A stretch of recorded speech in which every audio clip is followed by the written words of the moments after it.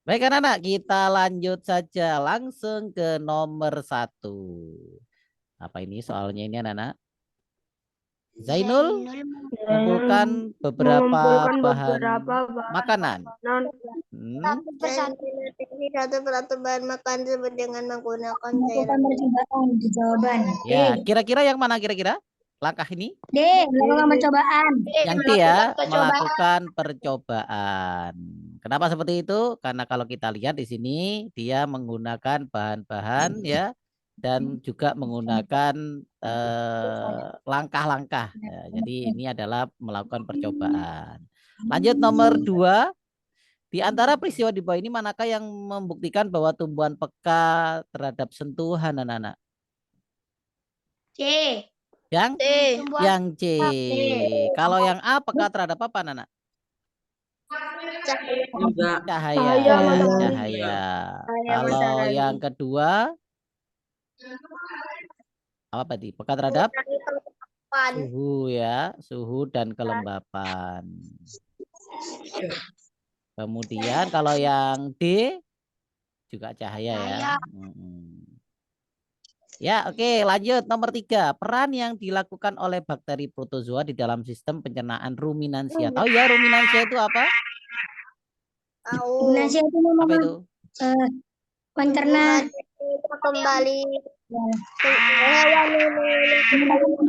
Contoh hewannya apa? Contoh hewannya? sapi. Sapi. Ya, jadi dia itu adalah hewan yang biasanya memakan rumput, ya. Kemudian dia dapat memiliki lambung sejumlah berapa lambungnya itu? Ada berapa? 4 ya. 4. Masih ingat nama-namanya? Masih. Apa aja? Rumen. Rumen salah satunya. Terus? Retikulum. Abomasum. Omasum dan Abomasum. abomasum. Ya, di sana itu ada bakteri dan protozoa. Gunanya yang mana anak-anak bakteri dan protozoa ini? Mencerna selulosa. Mencerna selulosa. Alasannya kenapa alasannya? Ya karena sapi nggak bisa mencerna selulosa. Ya, karena sapi tidak bisa mencerna selulosa sehingga bakteri dan protozoa itulah yang nanti akan membantu dalam mencerna selulosa. Selulosa itu seperti apa, Nana? Contohnya pada apa? Ya pada Daun, rumput. pada rumput. Ya, di mana rumput-rumput ini nanti ketika selulosanya dicerna, maka akan banyak menghasilkan yang namanya serat dan itu baik untuk si sapi sendiri. Nomor 4, manakah di antara hewan-hewan di bawah ini yang badannya ditutupi oleh sisik? Kadal. Bercanda ya ada. Yang mana? Kadal, belut, bekicot. Jawabannya adalah kadal. Ya. Tahu kadal? Tahu. Tahu ya? Tahu. Kemudian berikutnya. Coba siapa yang bisa mengartikan? Saya. Ya, silakan.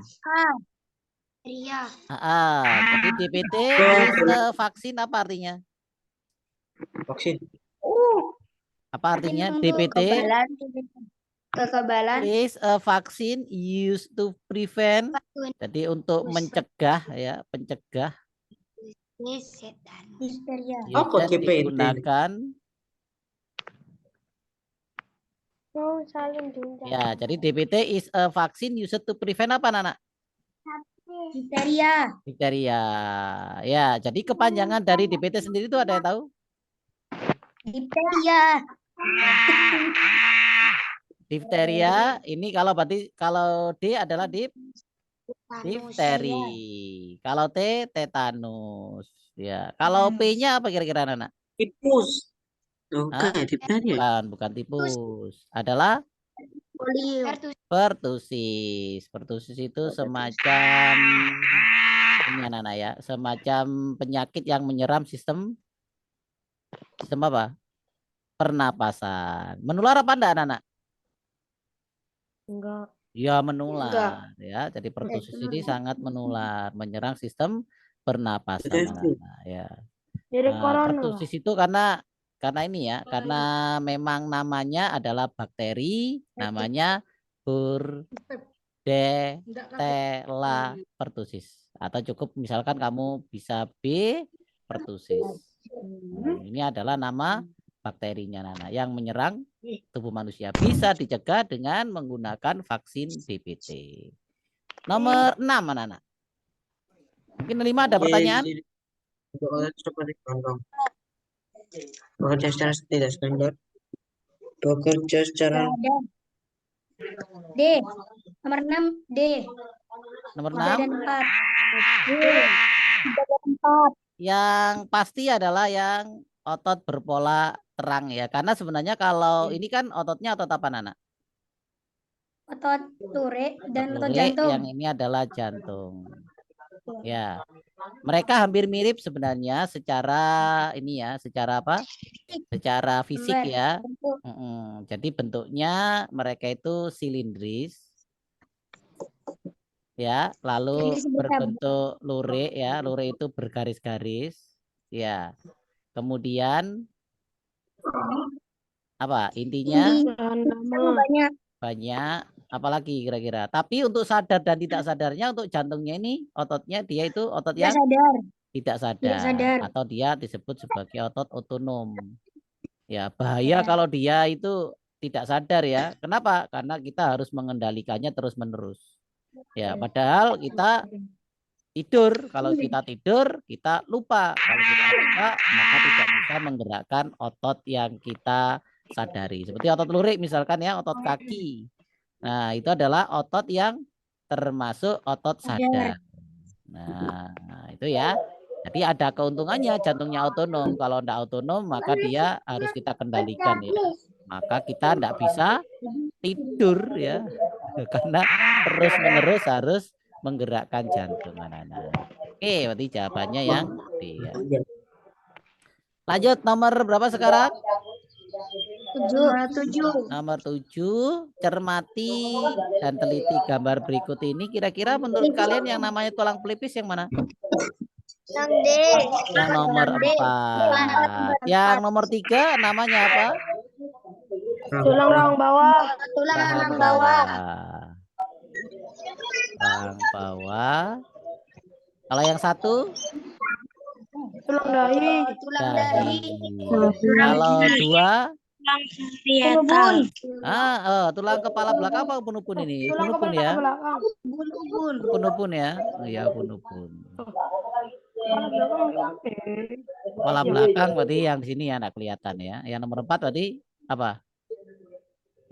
Pelipis. Hah? Oh, iya. Oke. Kalau yang depannya pelipis apa namanya? Baji. Tulang baji. Ini adalah tulang baji. Oke ya. Ada pertanyaan? Tidak. Ada. Lanjut ke nomor 8. Di antara keempat hewan di atas, manakah yang bernapas dengan menggunakan kulitnya? Apa yang tahu?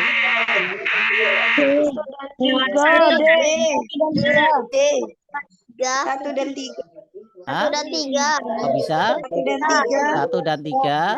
Cacing bernapas melalui kulit, kaca bisa paru-paru, bisa kulit. Bisa paru-paru dan kulit ya. Kalau 1 ini termasuk apa itu?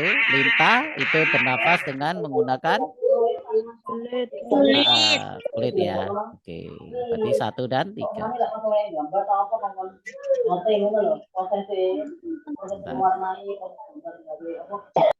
Berikutnya nomor 9. Nah, pada gambar X, hewan memiliki sayap menyerupai mata predator hingga memungkinkan hewan ditakuti oleh predatornya. Pada gambar Y, hewan mampu membuat dirinya tidak terlihat sehingga lebih mudah menangkap mangsa yang didekatinya. Mekanisme yang dilakukan oleh X dan Y yang benar adalah yang X namanya apa kalau seperti ini anak-anak? Kamuflase. Yang X namanya? Kamuflase. Salah. Mimikri. Kok bisa? Karena kubu Kalau mimikri itu menyerupai ya. Menyerupai hewan lain. Nah, itu namanya mimikri. Kalau kamuflase, apa anak kamuflase itu? Suaranya. Menyamar agar tak Tidak terlihat. Nah, kalau mimikri justru ingin terlihat, tapi terlihatnya seperti hewan yang lainnya. Seperti itu ya. Agar ditakuti. Ini aslinya adalah apa? Kupu-kupu kelihatan seperti matanya burung hantu. Ya, berarti yang X itu namanya adalah mimikri, yang Y namanya adalah kamuflase. Jadi tujuannya malah ini agar terlihat, ya, agar terlihat. Kalau yang ini tujuannya agar tidak terlihat. Kalau dalam kehidupan sehari-hari, kamuflase ini seperti seragamnya tentara, Nana. Tahu ya seragam tentara ya? Nah, jadi seragamnya TNI. Nah, seragamnya TNI itu memang bertujuan agar tidak terlihat. Jadi ketika perang biar tidak terlihat oleh musuhnya. Kalau mimikri ini mirip dengan Polri. Jadi seragamnya itu agar terlihat oleh masyarakat ya, sehingga masyarakat yang ingin melakukan pelanggaran menjadi takut. Nah, itu adalah seragamnya Polri, itu ibaratnya mimikri. Kalau seragamnya TNI ibaratkan kamuflase. Ada pertanyaan? Tidak. Ada ya. Jadi lanjut. Nah, ini perhatikan potongan melintang dari batang berikut ini. Pernyataan yang tepat mengenai gambar potongan melintang batang adalah jenis apa ini, anak? Ini dikotil apa monokotil ini, anak? Monokotil. Monokotil. Kok bisa tahu dari mana? Karena nggak punya kambium. Ya, karena tidak Dan punya petani tidak kambium. beraturan. Nah, jadi kalau yang dikotil itu kan begini ya. Nah, yang dikotil itu akan begini. Nah, jadi betul sekali tadi katanya kalau yang dikotil memiliki lingkar dalam yang disebut sebagai kambium. Ya, di mana kambium ini nanti kalau dia keluar akan membentuk yang namanya silim, ya, silim. Terus yang ke dalam namanya membentuk floem. Ya, terus yang keluar juga nanti akan jadi yang namanya kulit, yang ke dalam akan membentuk yang namanya empulur. Ya, yang tadi kalau empulur itu adalah bagian dari kayu, di mana nanti ada hubungannya dengan lingkaran tahun, ya. Jadi seperti itu. Oke, kalau yang tanpa adanya kambium di tengahnya berarti dia adalah monokotil, di mana antara silim dan floem ini tersebar di seluas atau sepanjang dari batang, ya. Sehingga jawabannya apa di sini? B. Nah, tidak memiliki kambium karena dia adalah tumbuhan dikotil.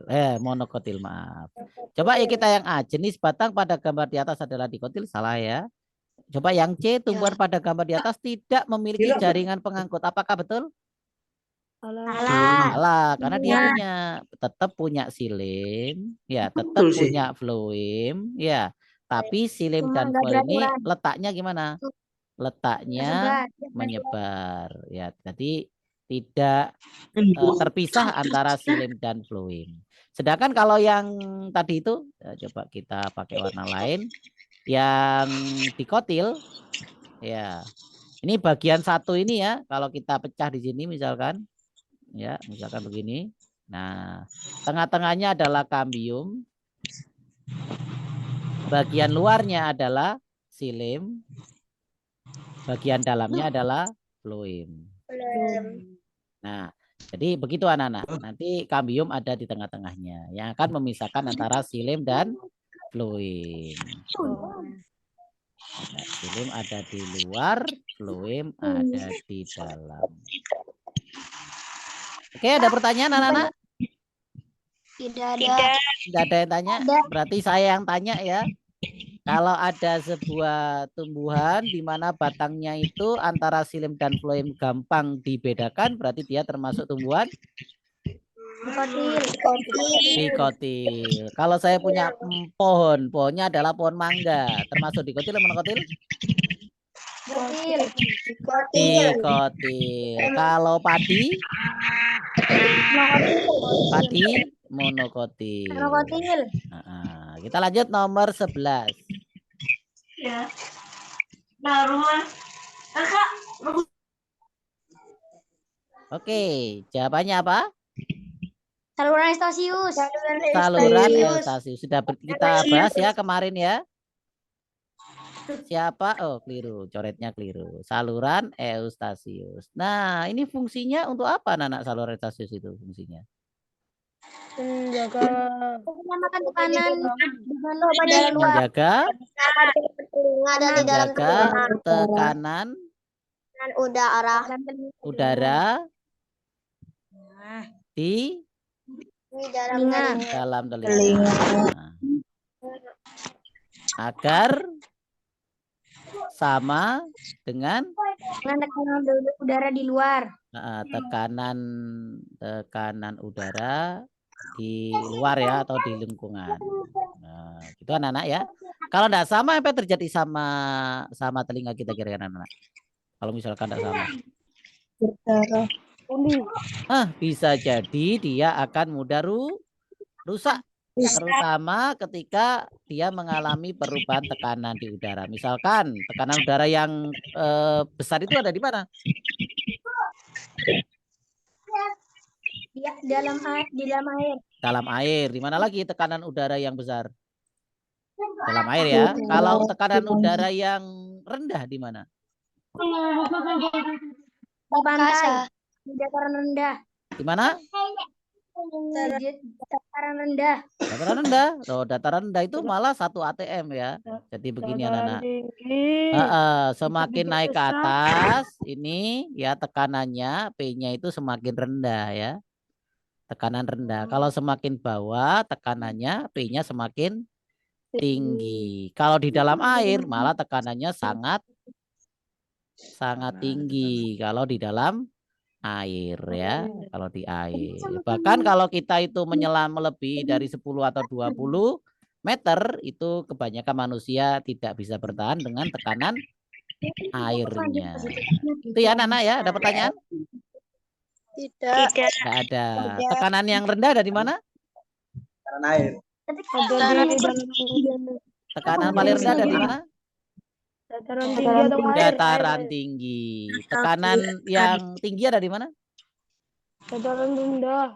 Dataran rendah. Itu, atau dalam air. Kalau di pantai itu tekanannya berapa biasanya? Tinggi. 1. Iya. Tekanan di pantai. Berapa? Tinggi. Biasanya adalah 1 ATM. Ya, jadi ATM itu atmosfer ya. Jadi kalau nanti lebih dari 1 ATM biasanya ketika naik gunung itu akan kurang dari 1 ATM. Kalau masuk ke dalam air lebih dari 1 ATM. Itu anak-anak ada pertanyaan? Tidak. Nomor 12.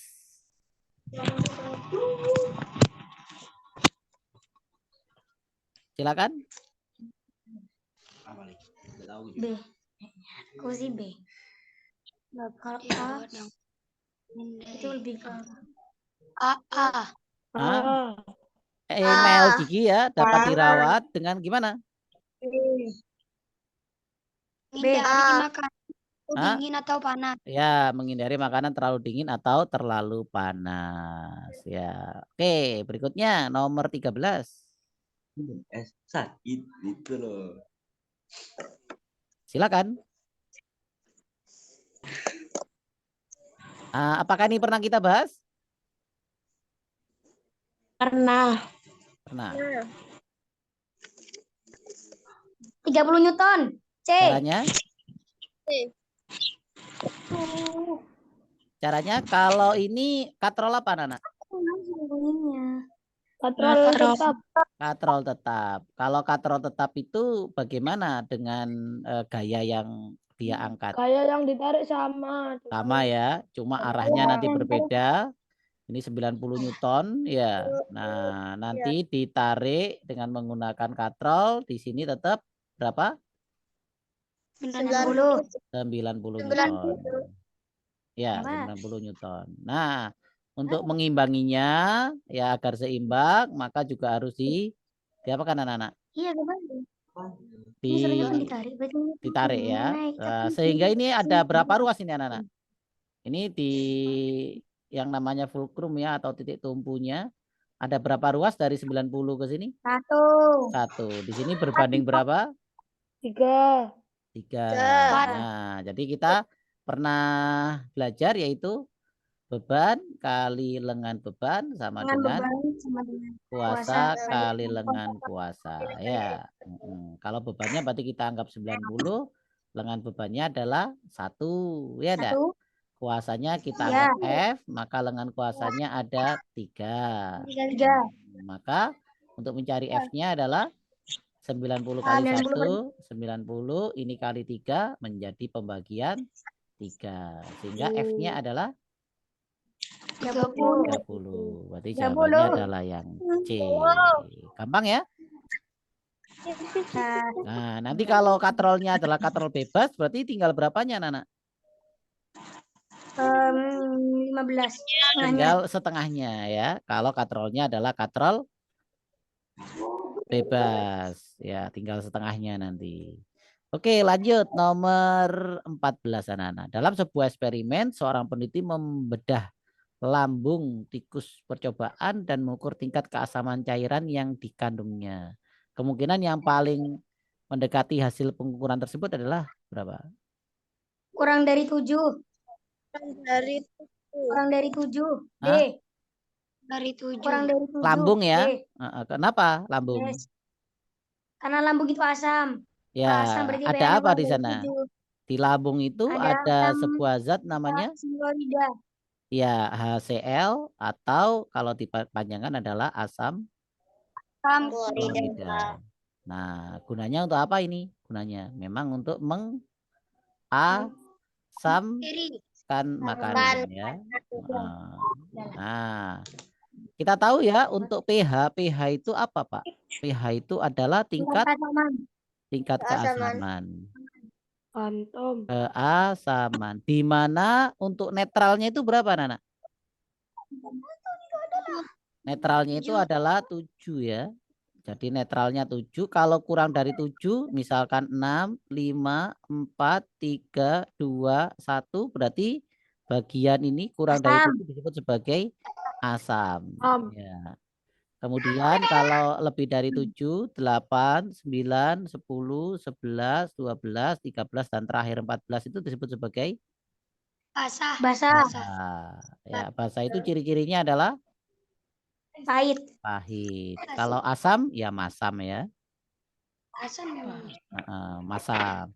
Nah, ketika ada di lambung itu ada Cl, maka kita akan menduga bahwa dia memiliki nilai keasaman atau pH yaitu kurang dari 7. Ambil rumus yang tadi, ada amplitudo. Ya, kalau yang ini anak-anak, kalau yang di mana letak atau dalam pencernaan kita di mana tingkat keasamannya lebih dari 7, siapa yang tahu?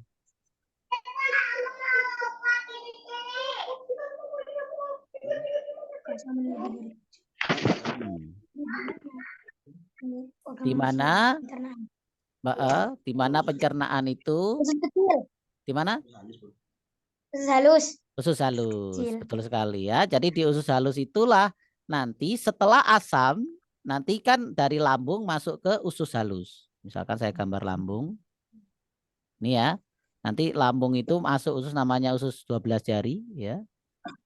Nah, mulai di sinilah nanti kalau di sini adalah kurang dari 7, maka di sini nanti malah akan lebih dari 7. Mulai dari ada penetralan sampai kepada nanti basah. Makanya nanti kalau di usus nanti makanannya menjadi berasa apa? Pahit. Berasa pahit karena keasamannya kurang dari 7 dan memiliki sifat basah. Buktinya apa, Pak? Kalau mohon maaf ya, mungkin ada yang makan di sini. Ketika kita misalkan muntah untuk pertama kali misalkan ya, muntahnya enggak parah misalkan mabuk darat akibat perjalanan misalkan, kita akan merasakan makanan kita asam yang kita keluarkan. Tapi ketika perut kita sudah kosong dan kita muntah lagi, maka makanan terasa bagaimana? Pahit. Terasa pahit. Kalau sudah terasa pahit, itu adalah cairan yang keluar dari sekitaran usus. Gitu anak-anak ya. Iya. Oke. Lanjut nomor. Ada yang tanya mungkin? Silakan kalau ada yang tanya. Tidak. Tidak ada. Kita lanjut ke nomor 15. Panjang satu gelombang sesuai dengan gambar di atas adalah berapa, Nana? 8 meter. Iya, satu gelombang itu artinya apa? Pada gambar ini. Ada gunung, ada lembah. Ya, satu bukit dan satu lembah. Dan kita melihat di sini ada 4 itu adalah satu lembah. Ya. Maka yang ini satu bukit, maka di sini ada 4, maka kalau di total adalah 8 cm. 8 meter ya. Nah, maka jawabannya adalah 8 meter. Ada yang tanya? Tidak. Ada ya. Nah, mau latihan? Kita coba ya. Misalkan saya punya begini anak-anak. Nah, ini panjangnya anak-anak itu adalah 9 cm. Pertanyaannya berapa nilai satu gelombangnya atau lambda? Panjang satu gelombang. 6 cm. Berapa? 6 cm. 6 cm. Kenapa? Karena ini kalau ini 9 berarti ini 3. Baik, kita coba melibatkan yang gambar yang seperti ini coba. Nah, ini ya. Gambarnya seperti ini anak-anak. Oke. Nah, dia itu 15 cm. Pertanyaannya, nah, berapa lambdanya? 15 cm. Jawabannya adalah 15 cm. Kenapa? 15 cm. Karena itu udah satu lambda. Karena ini sudah satu lambda atau satu gelombang. Di sini ada setengah bukit. Setengah bukit kalau di total adalah satu bukit. Dan ini adalah satu lembah. Lagi terakhir.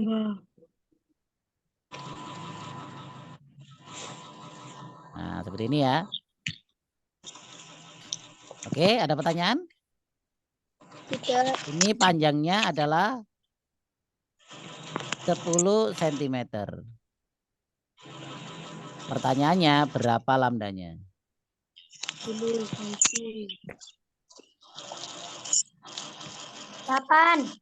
Dari mana? 8. Ya, ini misalkan kita bagi ya. Satu bagian, ini kita bagi 2 ya. Ini kita bagi 2.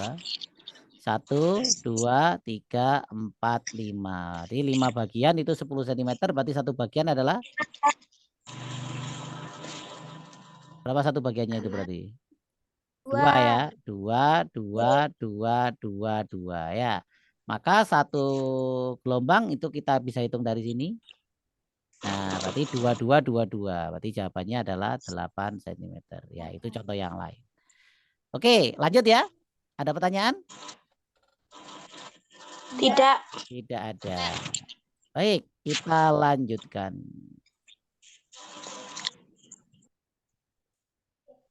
Nomor 16 ya.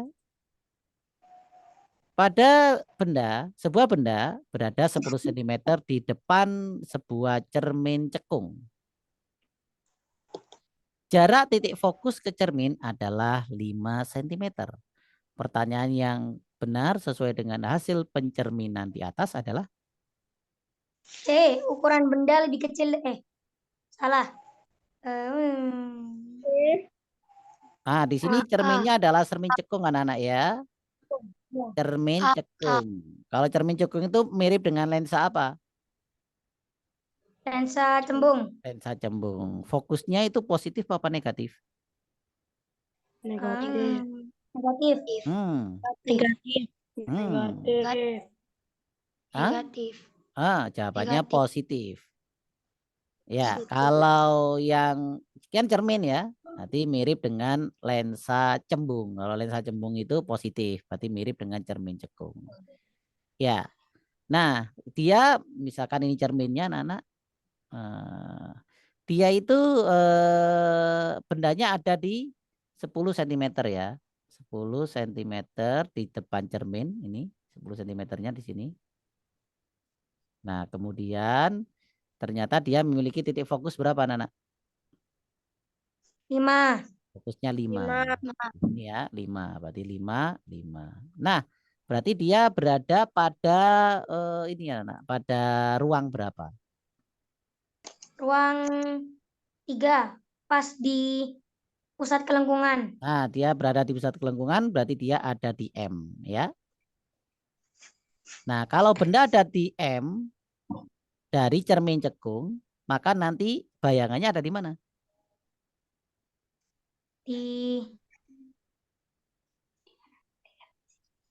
Di mana? Sama besar jadi M. Di M juga sama besar. Di M. Ya, coba dia akan di M juga. Kenapa? Karena dia nanti akan memiliki panjang yang bagaimana? Panjang yang sama, ya. Namun dia memiliki gimana? Terbalik. Ya, terbalik. Jadi dia Bayangannya terbalik. ukurannya nyata terbalik sama besar. Berarti jawabannya Terbalik mana? sama besar. Jawabannya D. Yang D. Ya. Kalau kita buat ininya, kalau kita buat diagramnya ya. Nah, misalnya ini bayangan. Oh, sorry, ini misalkan letak benda ya. Ini letak benda. Maaf. Bentar. Bentar nge-lag. Ini benda sama bayangan. 40 soal. Ya. Kalau bendanya nanti di ruang 1 anak-anak, bayangannya akan ada di ruang 4 ya. Jumlahnya itu harus 5 pokoknya ya. Kalau bendanya itu ada di ruang 2, maka bayangannya di ruang 3. 3. Kalau bendanya di ruang 3, bayangan di ruang 2. ruang 2. 2. Kalau bendanya di titik fokus, bayangannya tidak terbentuk ya nantinya ya. Nah, kalau bendanya di M, maka nanti bayangannya juga akan ada di M. Nah, ini yang harus kita hafalkan ya. Sedikit kita gambar misalkan anak-anak. Jadi misalkan ini adalah O atau cerminnya, ini adalah M, pusat kelengkungan, ini adalah F. Maka ruangan 1 ada di sini. Ini namanya ruangan 1. Ini F, ini ruangan 2, ini M, ini ruangan 3, anak. Nah, seperti itu ya. Jadi yang kita hafalkan jumlahnya nanti harus 5 ya. Kemudian kalau dia itu ada di F tidak terbentuk bayangan, kalau di M nanti bayangannya akan terbentuk dengan ukuran yang sama, dengan letak yang sama. Silakan, ada pertanyaan tentang masalah pencerminan? Tidak. Nah, nanti secara ini anak secara detailnya sudah ada di videonya Pak Enjang ya. Yang kemarin-kemarin itu ya. Nanti bisa dilihat lagi tentang masalah pencerminan atau tentang pembiasan pada cermin cekung, cermin cembung, lensa cekung, dan lensa cembung. Oke, kita lanjutkan dengan yang nomor 17. Kedudukan seperti A pada gambar disebut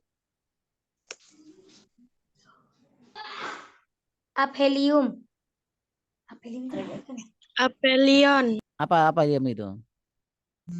Dekat. Hmm? Cara terdekat dengan matahari. Ya, jarak terdekat dengan ini jarak terdekat apa jarak terjauh ini? Dekat. Dekat ya. Sebentar, ini mungkin saya perbaiki dulu nih gambarnya ini. Ini mataharinya ya. Jadi nanti bentuknya seperti ini anak-anak. Nah, ini ada di sini. Atau di sini. Kalau di sini, di sini. Ya, jadi kita akan membahas tentang aphelion dan perihelion.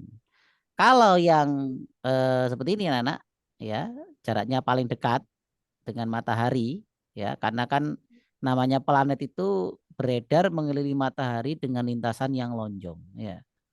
Nah, ketika dia paling dekat dengan matahari itu posisinya disebut sebagai perihelion. Nah, kalau kedudukannya jauh seperti ini atau seperti ini, maka kedudukan seperti ini disebut sebagai aphelion. Ya, oke, ada pertanyaan? Tidak. Nah, jadi ini kalau di sini dia ada di ini ya, di lintasan yang paling jauh sebenarnya dengan matahari karena yang paling dekat adalah di sini. Ya. Oke, berarti jawabannya adalah aphelion. Nah, jadi kedudukan paling jauh. Nah, karena kalau orbit ya, ketika planet mengorbit matahari itu anak-anak, itu lintasannya ndak bunder atau ndak melingkar. Tapi apa? Lintasannya Lonjong. berbentuk lonjong atau elips atau oval. Begitu. Dengan matahari itu sebagai salah satu dari pusat apa? Edarnya. Dari fokus atau F dari kelengkungan salah satu atau dua kelengkungan itu. Oke, ada pertanyaan? 18 benda gas dapat diubah menjadi benda cair dengan cara apa, Nana? Gampang ya. Diapakan? Didinginkan. Ya, menjadi apa itu? Gas jadi cair itu namanya apa? Menguap. Ah, masa menguap? Mengembun. Mengembun. Nah, ketika gas jadi cair itu kira-kira kalornya itu berkurang apa bertambah? Berkurang. Berkurang. Artinya dingin itu berkurang kalornya. Lanjut ya, nomor 19. Jenis gaya yang dapat membuat mobil dapat dikendali dengan nyaman di jalan yang kurang rata adalah Bekas. gaya pegas. Karena di sini ada apanya di sini? Tok. Ada per ya. Nah, pernya atau suspensi atau shock ya. Breaker itu gunanya adalah untuk meredam adanya getaran dan itu membuat mobil terasa lebih nyaman. Oke, kita lanjut untuk nomor 20 setelah di sesi kedua ya anak ya. Ya, kita ketemu di sesi 2 pukul 7:30. Ya, terima kasih semuanya. Sampai ketemu di sesi yang kedua. Dadah. Dadah.